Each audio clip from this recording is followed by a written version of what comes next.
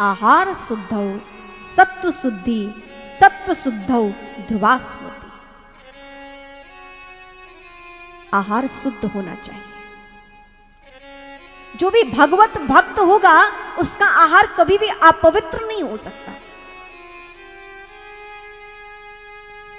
जो चाहते हैं कि हम भगवान का भजन करना चाहते हैं, भगवान का भक्त बनना चाहते हैं, उसको सबसे पहले उसकी भक्ति तो उसकी रसोई से शुरू होती है। उसकी रसोई से उसकी भक्ति शुरू है। आपकी रसोई पवित्र है? पहले स्त्रियां माताएं अपनी रसोई में बिना स्नान के प्रवेश नहीं किया करती थी। यहां वृद्ध महिलाएं भी विराजमान हैं। आज भी नियम है, हमारी भारतीय सनातनी परंपरा संस्कृति कहती है कि आप अन्नपूर्णा के मंदिर में जा रहे हो, आप अपने भोजनशाला में नहीं। आप अपने अन्नपूर्णा भंडार घर में जा रहे हो, उस दिव्य रसोई में जा रहे हो, आप पवित्र होकर ना जाइए। बड़े ही श्रद्धा पूर्वक स्नान करके उस रसोई घर में प्रवेश करना चाहिए, जिस रसोई में आप अपने परिवार के लिए भोज्य पदार्थ बनाते हैं, जिसको खाकर उनका शरीर बलिष्ठ होता है, तृप्त होता है, और जिससे विचार शुद्ध होते हैं। मंदिर की भांति अपनी रसोई में जाइए। यदि आप बिना स्नान के, आप मंदिर जा सकते हैं बिना स्नान के? नहीं ना। अपनी रसोई में बिना स्नान के प्रवेश नहीं करना चाहिए। ये मिलेच्छता नहीं आनी चाहिए।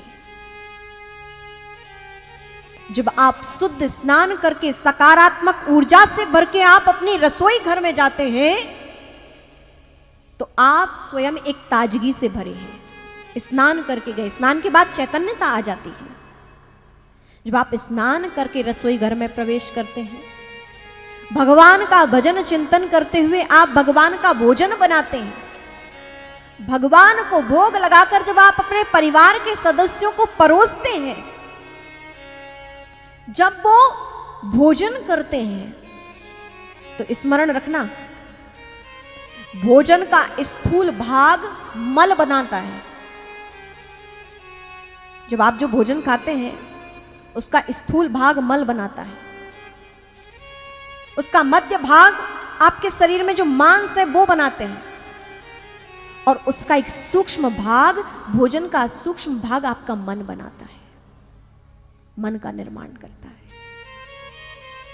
इसीलिए कहा गया है, जैसा पियोगे पानी वैसी होगी वाणी, और जैसा खाओगे अन्न वैसा होगा मन।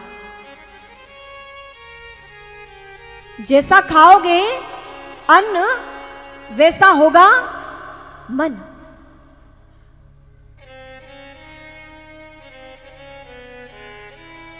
शुद्ध भोजन ग्रहण करें, क्योंकि आप जो बना रहे हैं, आपके पति, आपके पिता, आपका बालक, आपका भाई, सास ससुर, जो भी है, आपके बनाए हुए भोजन से एक सूक्ष्म भाग से उनका मन बन रहा है।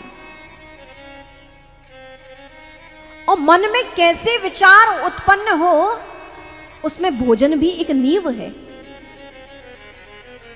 और जैसे विचार होते हैं वैसा व्यक्ति का जीवन होता है। तो आपकी भक्ति आपके रसोई घर से शुरू होती है। आपका आध्यात्म आपकी रसोई घर से शुरू होता है। जिसकी रसोई घर पवित्र है, उसका सब कुछ पवित्र है। यह समझिए कि यदि आपकी रसोई पवित्र है तो आपके विचार पवित्र हैं। और विचार जिसके पवित्र है, उसका जीवन दिव्य बन जाता है।